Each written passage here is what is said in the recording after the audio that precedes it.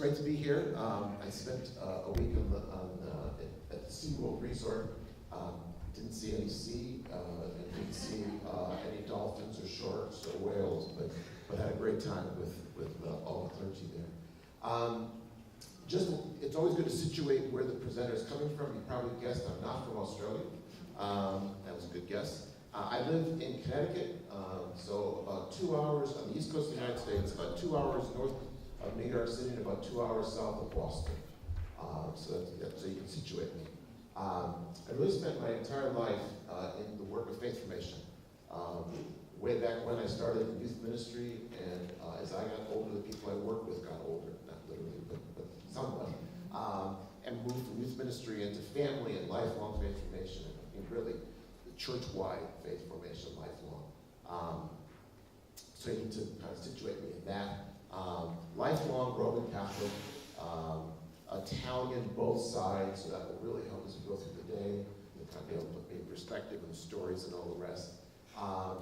And what we're going to do today is all the topics that I talked at the clergy conference on. You're going to kind of get the short version. So if at the end of the day saying, "Wow, I'm overwhelmed," well, yes, that's going to be an appropriate response at the end of the day. But I want to introduce you to the themes that we talked about in terms of how we begin to imagine doing faith forming at church, at home, out in the world, with people across the whole life cycle in the 21st century. So that's going to be kind of the focus of the day. Let me start a little bit with all of you. How many here are parents? And then how many have the ability, how many have moved on to be a grandparent? I have a good friend who says if she knew grandparenting was this much fun, she would have bypassed parenting.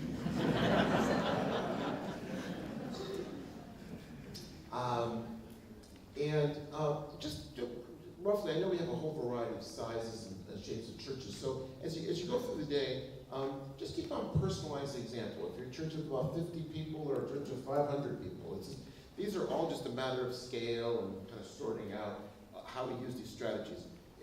The best way to think about this is a menu of a lot of possibilities, and keep on asking yourself as you go through the day, which ones would work in our setting? Which one would work with our people? Okay, because not everything will work everywhere, which is fine. But I think I could kind of set a menu, put a lot of things out on the table, and then sample from that based on what you think will be most effective where you are. It's really helpful also to go through the day thinking as a parent and a grandparent. That personalizes a lot of what I'm talking about. So not only as a member and leader in our church communities, but we're also leaders and members of our family as parents and grandparents. That's really important. So bring that perspective as well to it, so that would be helpful. Let me give you a little sense of just some background stuff. There's no need to take a lot of notes. I mean, personal notes are great, but the handout has the content, and then I put the PowerPoint presentations online for you. And I always also mention, if you have trouble downloading them, just get a third grader to help you. Which is one of the things about, as the Archbishop was talking, I was thinking, watching children do all these amazing things, and I think, that's great. We're going to learn from them, and they're going to learn from us. So you don't have to know how to do all this stuff. You just have to have a grandchild or a non-kindred grandchild. Just make a third grader part of your team, and you'll be all set. So I put this material online at my website, which is lifelongfaith.com. If you remember Lifelong Faith, you're fine. Lifelongfaith.com. And when you go there, I'll mention I have resources online, but just hit the menu, just go over to workshops, and you're going to notice you're right at the top of the list. Today's workshop, and then I have 3 more days in the Diocese of Grafton. PowerPoints are there. The handout you have is also there. So if you want to make extra copies for you, Michael, make copies. It's fine. It's all up online for you. And then if you want you want to go the in-depth course, these are the materials from the clergy conference, so they gotta go deeper.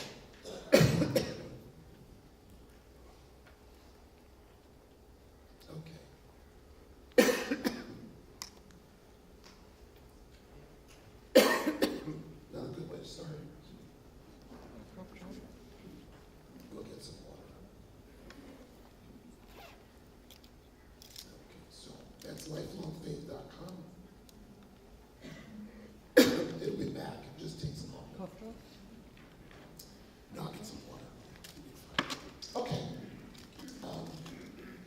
voice is usually a lot stronger than that. I don't know what happened.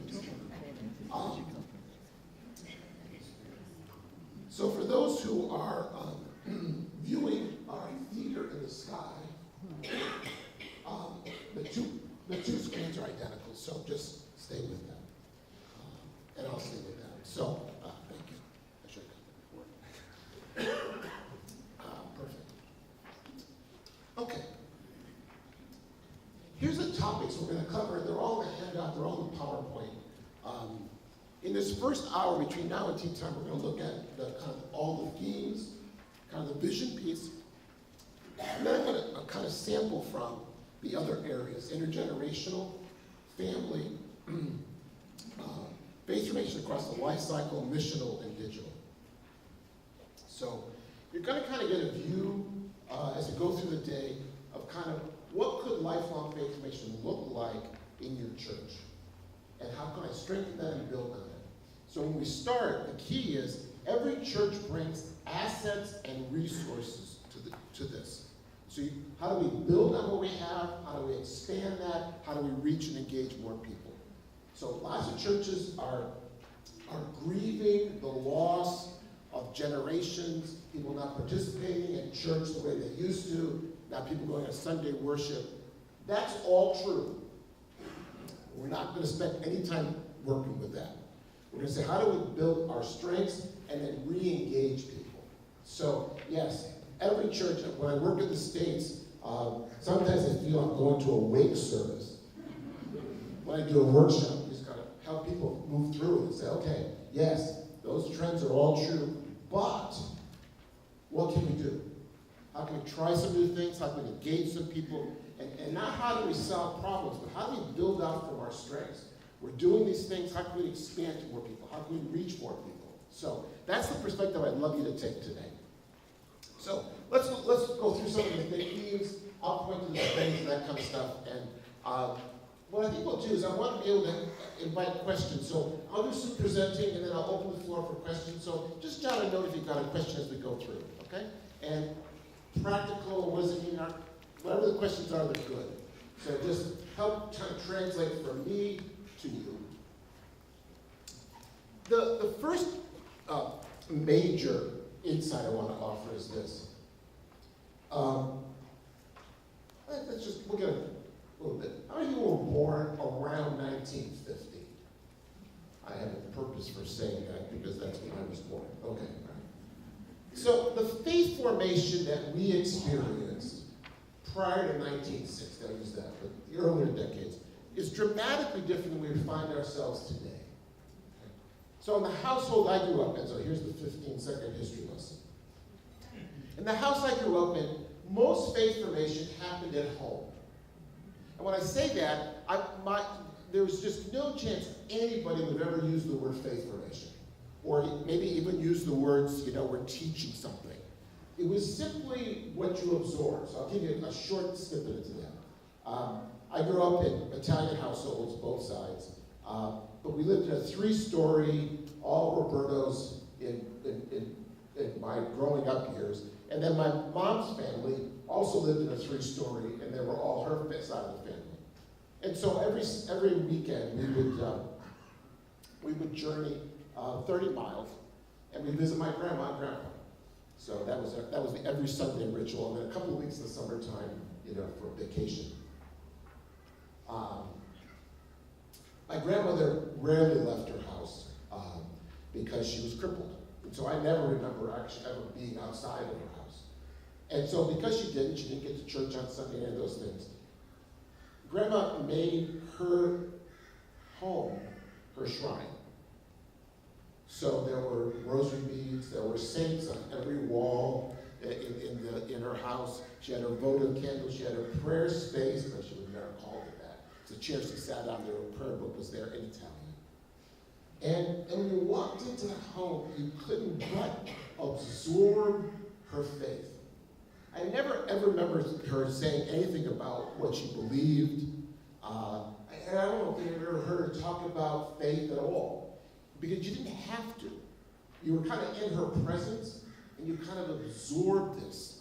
And you could see her praying, you could see the sense of reverence, you could see how important God and Jesus and Mary, especially, was to her. And there were some saint pictures on walls that I'm still not certain were really saints, but like in Italian, there's a lot of saint people who are named saints who, I don't know. You absorb Catholicism. One of the ways somebody wants to describe it is the walls of her house were Catholic. And that's perfect. It's exactly it. And so today we would call that an ecology. We call that all the forces that come together to shape a way of life.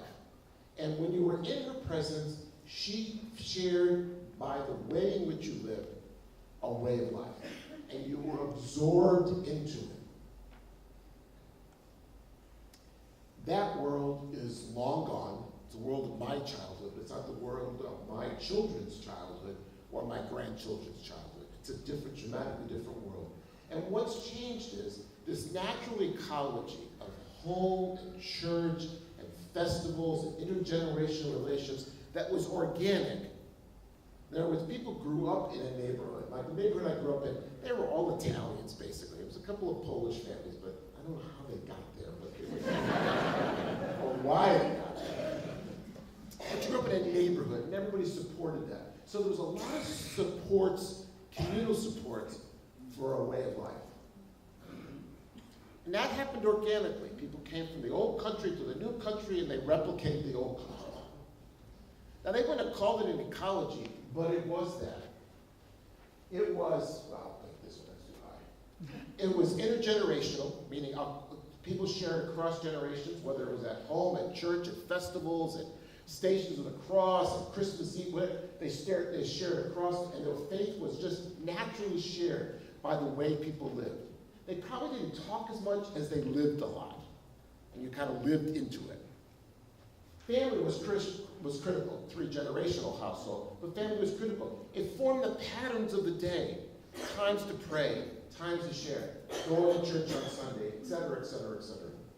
And then, of course, as you grew, at each life stage, whether it was at school or parish religious ed, whatever, you learned what it meant to be a Catholic. Natural, organic.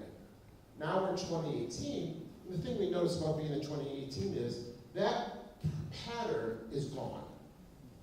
But we haven't created a new pattern to replace the old one.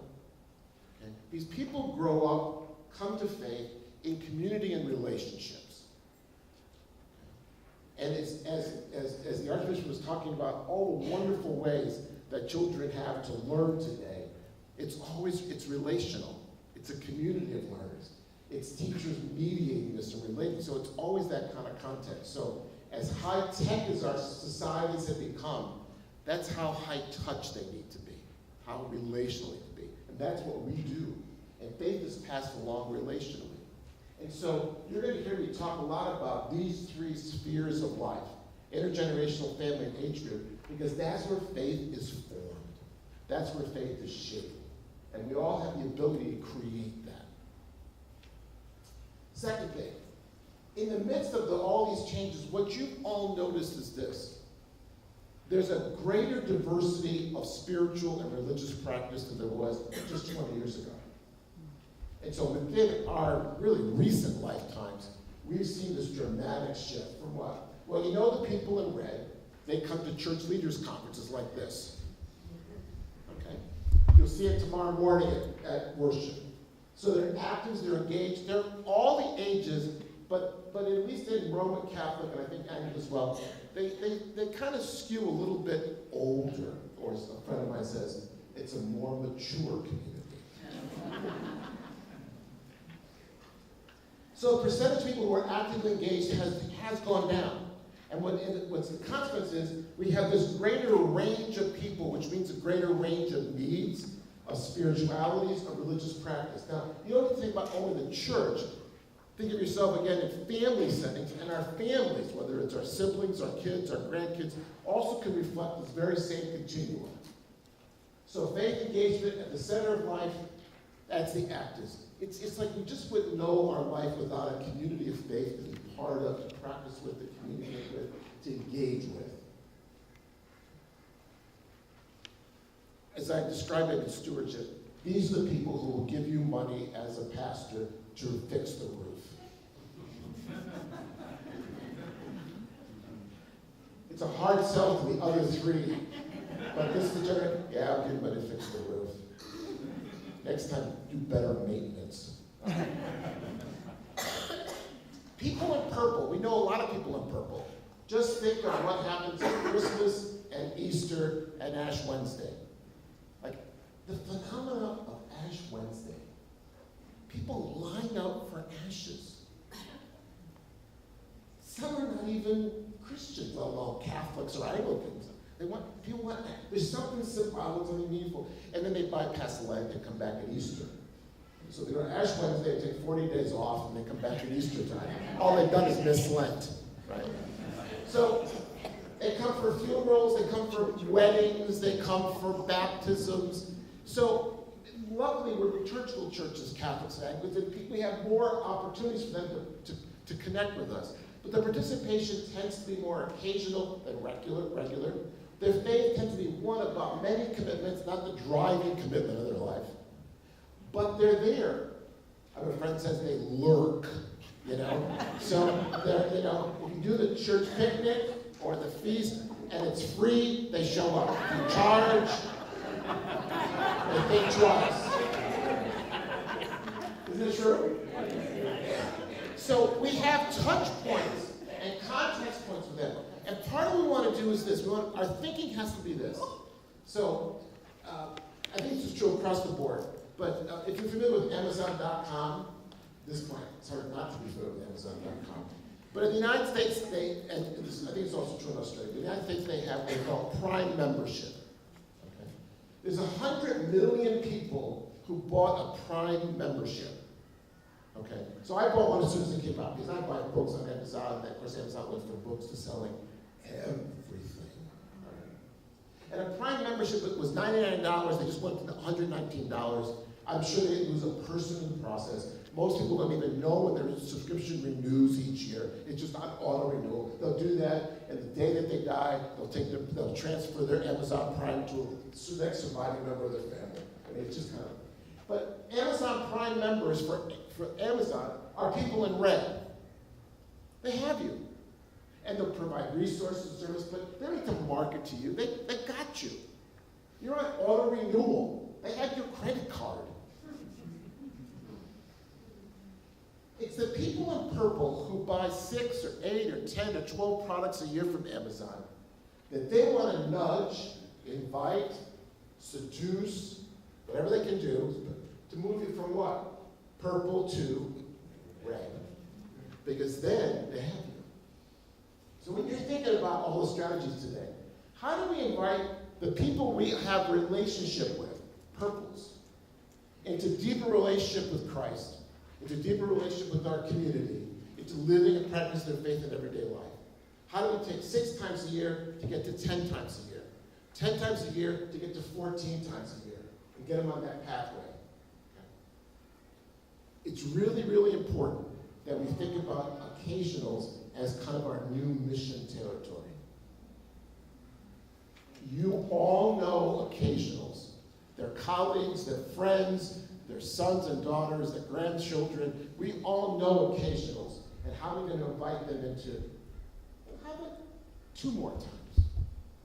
And then over a course of a couple of years to increase their engagement, participation, and the depth of their faith and spirituality. Now, the people in blue and green. People in blue are leaning in, spiritual without religious. They kind of pull back from institutional religion and churches. It's not for them. Doesn't mean they couldn't be invited to a relationship with, but a lot of the new fresh expressions and new expressions of church are built around people in blue.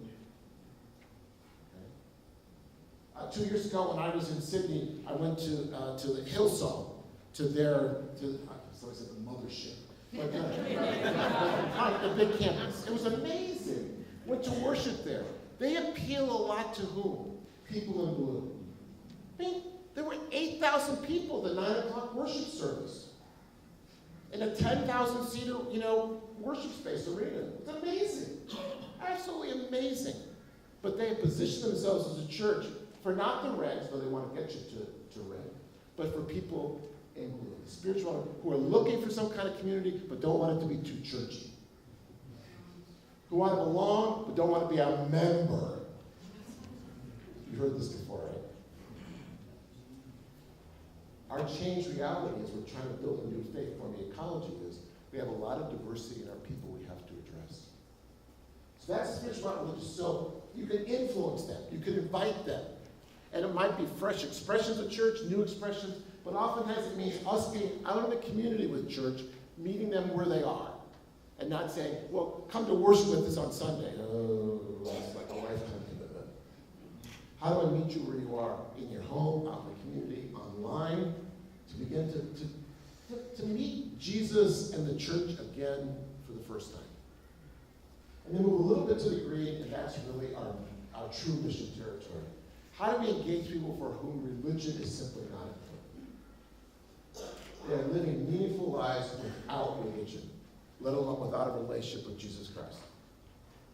And how do we form a presence for them? I'm going to give you some strategies to go through the day, some ideas how to think about that. But this is really moving us off campus, out into people's lives to say, church isn't only what you do on Sunday in our building. Church is the whole community.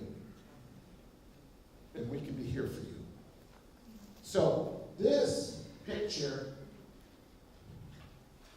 gives focus to what we need to do in terms of intergenerational, family, and age group, and expands our focus. Our focus is beyond people in red, but includes them to people all across that spectrum. How do we do faith formation in the 21st century with that whole spectrum of people? Okay. One of the things we've all noticed as part of this process is that you've seen, it's a subtle thing. You see it on Sunday, but more important for faith formation is the decline of religious socialization and practice at home. The bedrock of church faith formation is family faith formation. So I'll talk a lot about family and why I think it's so important. But family faith formation is the bedrock underneath this. So if families are sharing faith, practicing faith, reading the Bible, praying, it provides a foundation for whom? For all of lifelong faith growth. So more about the importance of that. But that's one of the consequences of this profound shift. Okay, we're going to look at intergenerational. The need to reconnect the generations. Your church is one of the only places in your community where 3 or 4 generations gather on a regular basis to do something intentional. Most of life is lived in affinity groups or age groups segregated from each other. And so I want you to play to your strength. I want you to build intergenerational relationships through all the things that you do. We'll talk about how to utilize what your church, how to connect the generations, how to infuse multiple generations into what you're already doing with age groups, how to create some new programming. We're talking a lot about family. And the growing edge of family faith formation is families at home. We have a little slice of their time each week. Really little. Like, really, really little. But the time that they have with each other at home, in the car, and the rest, we have to be present to them where they are. And sometimes they'll be present with us where we are. So how do we help families grow in faith, family faith at home? How do we engage them in the faith community and find ways to reach out to them? And then how do we help parents create strong families and become more confident, capable parents? The stronger the family, the stronger the church community. The weaker the family, the harder it is for the church community to compensate for that. You can. We're going to look at faith formation that's lifelong and life-wide. So faith formation doesn't stop at when you get to 19 in the teenage years. Okay? Now, it's not a problem stopping at 17, 18, or 19 if you only live to 30 years old. That's most of the life cycle. But in fact, we're living into what? Our 90s. even 100. I had a good friend who did her first intergenerational program with 10 generations present. She had a 103-year-old at the program. And sparky and, and ready to go as anybody else in the program. So she had children in the early years of life and someone 103. So we're a 10-decade church. We're a 10-decade society. So people are growing at every stage. We say, all we have in our church is old people. Well, then you start with old people. Mature people.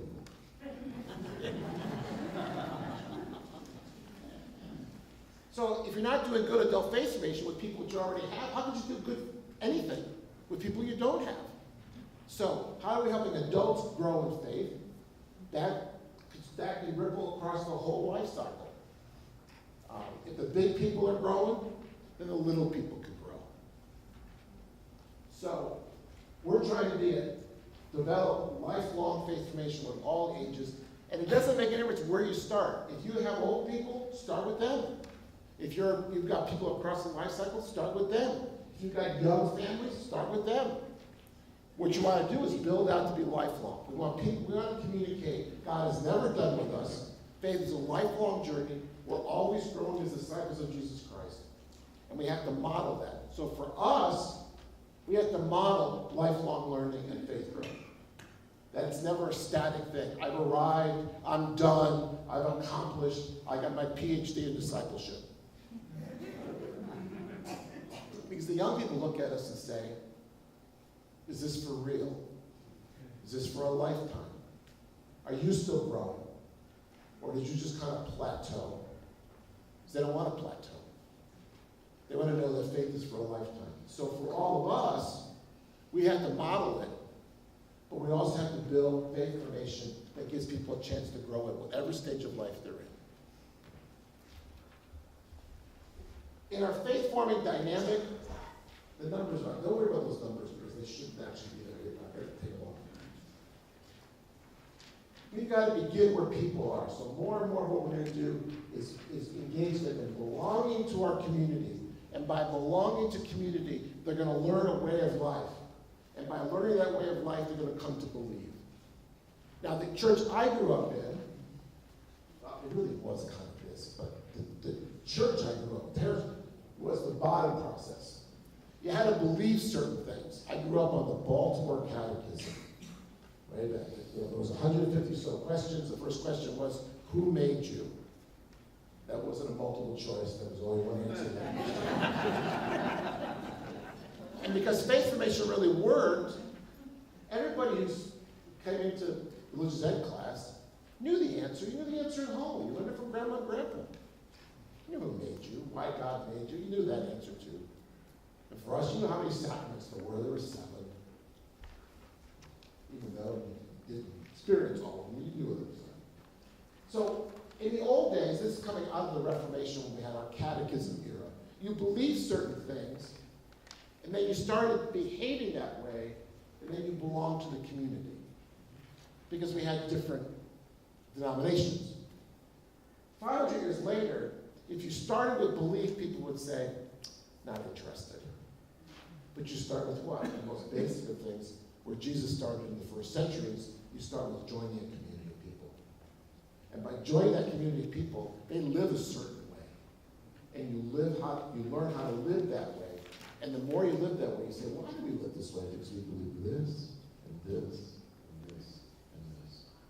So in our era, we're shifting actually back to the first 4, 5, 6 centuries. We're realizing you can't start with a printed catechism with people because they look at you and go, you get those looks, those stares like, what do you do with this? They want to come alive and real people. And so people are looking for a community to belong to. And in belonging to that community, they're going to look for a way in which I'm going to live with people here and that we're going to come to believe. And so when we're emphasizing community, our first words to people is in what you believe, it's join us. I'm always struck in the Gospels, in the Gospel of John especially, when Jesus calls the disciples, their question is, where do you live? Now, what do you teach? He's a rabbi, which should be what you teach. No, where do you live? Can we come and live with you? It took them 3 years. They didn't quite get it in 3 years, but they finally did get it. He had to die and rise, and the Spirit had to come, and they got it. Belong, behave, believe. When we adopt that dynamic, we're going to provide a pathway for people to come into our communities. We want to focus on maturing in faith. The goal of maturing in faith, as I talked about before, just a moment ago, is that we want to move towards what faith looks like when it flourishes and comes to fullness in the lives of our adults as we grow into adulthood. And so I keep challenging churches to say, it's not about what you're doing with children and teens, it's the trajectory of putting them on. What should children be learning that's going to help be a building block towards an adult faith? Young people towards an adult faith, and the different stages of adulthood. So, towards what ends are we working? How do we help faith mature? No one program, no one activity, it's this journey we're going to engage people with. And so at every stage of life, we want to help people mature in faith. I'll talk more about these. I won't go into all the text right now. We want to personalize people's faith journey. One of the things, I grew up in a church that was a one-size-fits-all church. It assumed everybody was in the very same place in the journey, and it provided a program to respond to us. Well, what's changed dramatically? There's no such thing as a one-size-fits-all anymore. Not at school, that's why I love the Archbishop's story. Not at school, but not at church either. So as we're growing and maturing in faith, it's not one size fits all, it's one size fits one. And so when we're thinking about it, we're talking about how do you personalize that journey for people? How do you deal with each person on his or her own journey, and then provide faith formation that picks people up where they are? More about that. Well, you heard the best example of 21st century learning this morning in all those fascinating ways, right? And so they just embody the kinds of ways we're thinking about learning. That learning using a variety of different techniques and tools. You'll see things that are blended. I mean in person and online. Remember when you could do an hour-and-a-half program? Now it's an hour, or 45 minutes, or a half hour. There was a day when YouTube videos were 15 minutes long. Now it's an eternity, right? They're 3 or 4 minutes. So what's really interesting is that learning has moved to what's called micro-learning. Smaller units of learning that connect into longer units. But people's attention spans, life's complexity has changed. So it's really hard to get people to commit to longer periods of time. If you ask people for we want you to teach with us this year, it's 30 weeks, they look at you and go, it's a lifetime commitment. But so our time frames have changed. So more and more learning is in smaller chunks, but repeatable, being connected. Much more immersive, meaning, well, you heard it immersive this morning. In the middle of that 360, and you're just immersed in the middle of learning. So nobody's doing something to you, you're doing something with this whole environment. You can do that at church. A great example, you're all familiar with Vacation Bible School. That's an immersive experience. Kids are immersed, they're doing things kind of nonstop. People who are the tiredest end of the week are not the children, it's the staff. Multiple ways to learn, multi-sensory.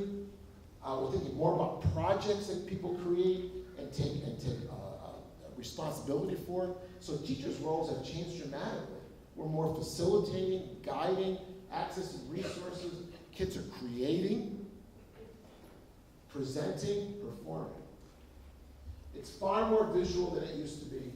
Stories still are capturing it. So when we think about the ways we learn, we have moved from that print culture to much more visual, video, photographs. And video and photographs are really the ways people communicate today. If you've ever been on someone's Instagram account, or because you're grandma or grandpa, you want to stay connected, so you're on Facebook just to watch what's going on with your kids, right? But it's not text. You're watching things, you're seeing photos. It's a visual culture that uses text as opposed to a text culture that shows videos or has photographs. It's changed dramatically. And it's changed digitally. Now, most of us in this room, maybe a couple, are not digital natives. We grew up in the print era. No, not back in the 1500s. But it might have felt that way. And what I mean by that is simply this. We grew up with the 500 years since the Gutenberg printing press. The most important invention between 1000 and 2000 was the printing press. There wasn't anything more important. Because when the printing press came about, the Archbishop's slide of the monks furiously writing, when the printing press came about, it made the Reformation possible. It made Martin Luther's "I want a Bible in every home" possible. It made a catechism and printing a catechism and using that for instruction possible. To that point is what? It was stained glass windows. It was storytelling. It was art. It was music. It was drama. Printing press was huge, but it ushered in the 500 years of the catechism era. What you needed to know was in print. So I grew up in that world, but I started working in this world. Yeah. And some of you might be familiar with these, but in case you're not, for the younger ones, I'll do a history lesson. At 12 noon on our circles is a Kodak ectographic projector. Yeah. This was a huge advance. We sometimes laugh at it, right? But it's just the modern day PowerPoint slide, but this actually moves. And if you drop the PowerPoint, it won't go all over the floor like the slides used to. Carry it around. But yeah, you know. But it was genius. I used to do youth retreats when I started in youth ministry, and you brought the Kodak projector out, and you had your slides, and we could do the presentation, we could do a prayer service, and then you put music to it. Oh, you were at the forefront of faith formation. I mean, it's like, wow. Music, slides, and a prayer service. All right. Around the right corner is an overhead projector at 1 or 2 o'clock. You probably have one somewhere in a closet back home at your church. Transparencies, and more transparencies. If you didn't write well on transparency, they were unreadable. Okay, if you were teaching a whole day, you had like 100 of these things, right? People put next, right? And they got better once we got inkjet printers and could print out that, right? You would photograph that. A VCR and videotapes. There's probably some videotapes somewhere in your basement or in your attic or closet somewhere, right? 16 millimeter projector. The one I used to lug around when I was doing church presentations was about 50 pounds. It was cast iron, right? You carry the reel, take-up reel, film reel, scotch tape, and scissors. You know, halfway through the thing would snap, right? Cassette player, boombox, and then ubiquitous film strip projectors. Every classroom and every school had a film strip projector. That was an advance over the print era. But it was just a precursor of the digital era. Now, what's really fascinating about the digital era is this. Except for the whiteboard, all the rest are personal. Meaning, people in your church already have the tools. And they know how to use them. And occasionally they teach us how to use them. Phones, tablets, laptops, someday, visual reality glasses, and Amazon Echo or Google, whatever it's called, Play, whatever, right. And so Alexa is already programmed, by the way, to give you the scripture readings for the day. She'll also pray with you if you'd like in the morning. Any book of the scripture you want it read, she'll read a chapter for you. All you have to do is ask. Right in your home. While you're having breakfast in the morning, Alexa is playing Gregorian chant in the background. It's remarkable, isn't it? Remarkable, right? It's not about the gadgets, though. It's about what the digital transformation has made possible for all of us in this room. Learning and transformation are now mobile. Everybody's reachable. Everybody's connected. Anytime, any place, 24/7, people have a digital device to stay connected and to access learning and faith formation wherever they go. We have been slow on the uptake to the fact that we can connect with everybody. So I use the example all the time. Today's modern parent spends hours every week waiting for their kids. Think about it. Monday practice, Tuesday this, Wednesday this, right? And they wait for their kids. Maybe they go to a coffee shop, but they're still waiting for their kids. There are parents who spend on an average 10 hours a week just waiting. And what are they doing while they're waiting? Up on the phone. And so why aren't you on their phone?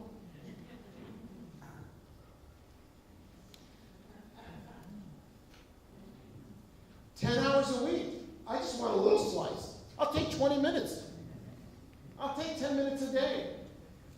Why aren't we where they are? Because we're so concerned about getting them to be where we are. When most of us growing up, faith was was woven into daily life. It was inseparable. The digital tools give you an ability to be present to people in their daily life.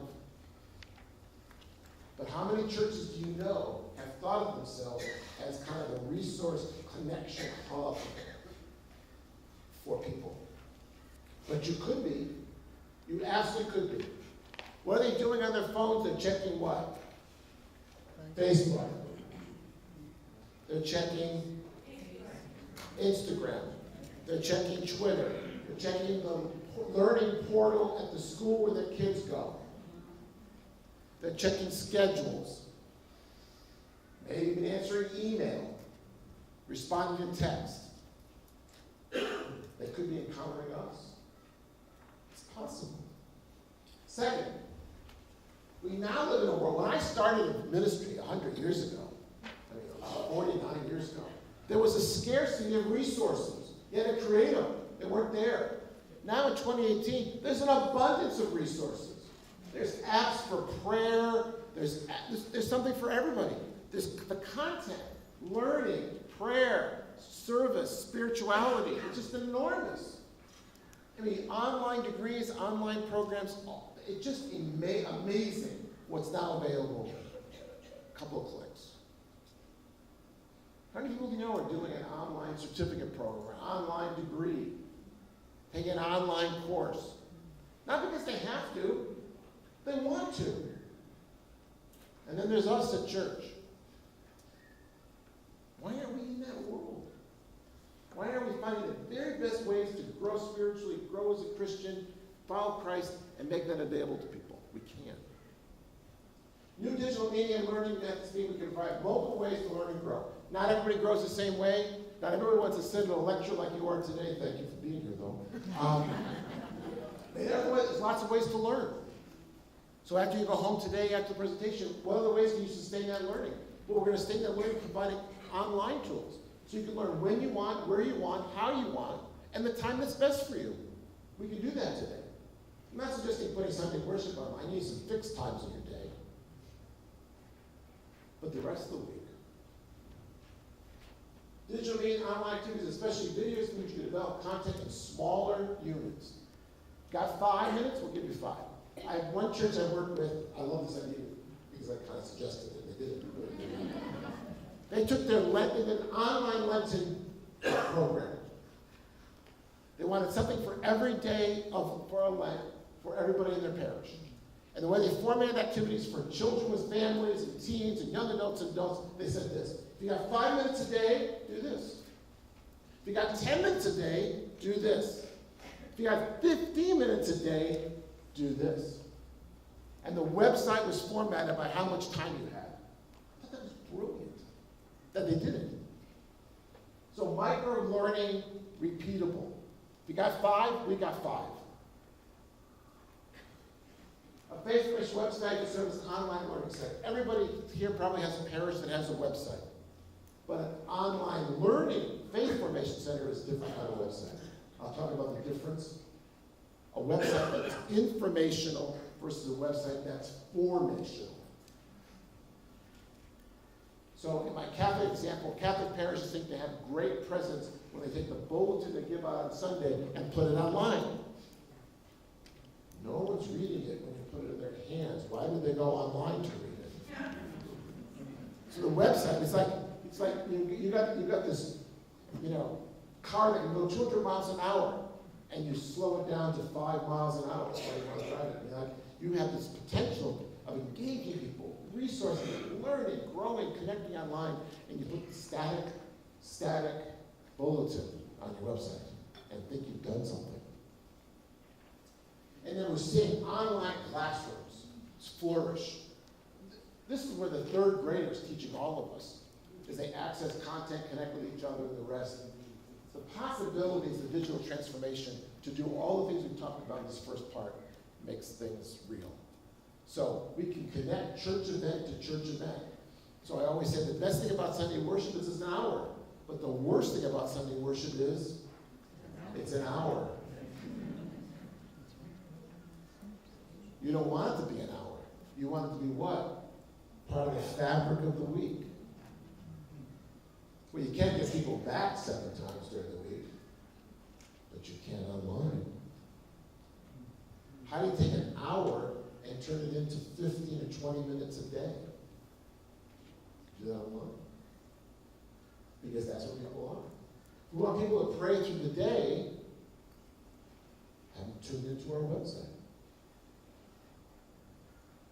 In other words, everything is connectable. Learning, worship, all is connectable. So, with the digital transformation that is possible, is really our ability to stay connected to people all the time. So, we're going to look at some digital approaches, the extend event, prepare for an event, flip a gather program. I don't mean literally flip the program, but I mean digitally flip it. Create online experiences. If people aren't coming to us, let's go to them with a webinar or an online course. We can connect with people. The dynamic has changed, but it still allows us to do what? Become more intentionally intergenerational, foster family faith growth, and address lives across the life cycle. So this digital is a way to accelerate or enhance what we're doing. Even if you don't ever do this stuff, you need to know that this is possible in your church and that there's third graders lurking everywhere. Ready to be invited in, so we invite our young people in to say, partner with us. We want to make Advent come alive for everybody. We'll bring the content to the party. You bring the technical skills to the party. That's why God gave you a church. So you can access all those resources. So every grandparent here, you know exactly what I'm talking about. You got that new tablet at Christmas time, or the new phone, and you're just looking at it. And so who are you going to call? Help me make sense of this thing. How does this work? And then you watch the magic happen, right? So I work with a lot of churches who turned this into an intergenerational program in church. They call it App Sunday. It's usually a couple of weeks after Christmas, and they ask all the mature generation to bring the devices they got, or the devices that have been sitting in their house that they won't use, and bring it to church this Sunday. And after worship, in a long table with young people on one side and older people on the other side, they will have their own tutor or mentor say, this is how it works. Because if you've ever sat with an older child or teenager to help you explain how to do things, they're remarkable. And they are patient. So as they share how to use the technology, the older adults share their story. And the young people share their story. And all of a sudden, App Sunday isn't about the technology. It's about storytelling. And now every one of those older adults has a contact person who they've already pre-programmed their text number in the phone with HELP. So text 1234 for HELP. this is all doable, not because we're going to do it, but because we're going to invite people to do it with us. For me, the digital is a way to help us do faith formation and engagement. And it's possible. All right, so take a deep breath. That's the tour. What do you think?